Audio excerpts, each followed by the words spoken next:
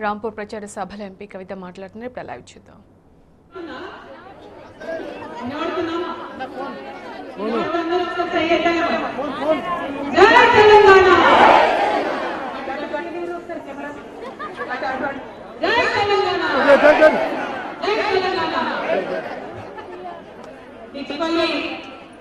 మండల వ్యాప్తంగా వచ్చినటువంటి మా ఆడపిల్లలకు అన్నదమ్ములకు అందరికీ కూడా పేరు పేరుగా హృదయపూర్వకంగా నా నమస్కారాలు తెలియజేస్తా ఉన్నాను.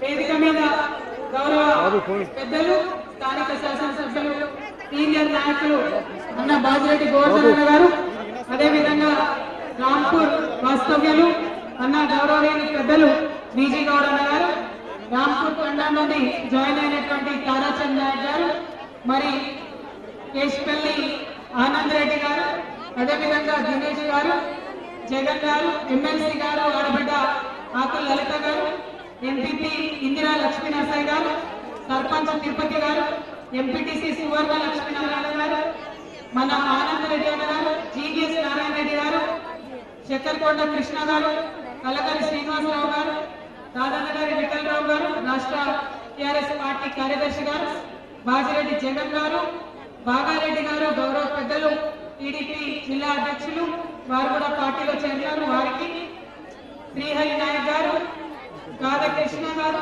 పద్మారావు గారు, జిల్లా ఎస్సీ సంఘం ఉపాధ్యక్షులు తనుజ గారు, అదేవిధంగా ఎక్స్ఎంపీ గారు, ఇప్పుడే పార్టీలో చేరినటువంటి రామకృష్ణారెడ్డి గారు, నాయకులు ఉన్నారు, టిఆర్ఎస్ పార్టీకి సంబంధించినటువంటి కార్యకర్తలు ఉన్నారు. వారందరికంటే ఎక్కువ ఇంత ఏళ్లలో మరి వచ్చినటువంటి మానవులు ఉన్నారు. వారందరికీ పేరు పేరుగా హృదయపూర్వకంగా నమస్కారాలు తెలియజేస్తా ఉన్నాం.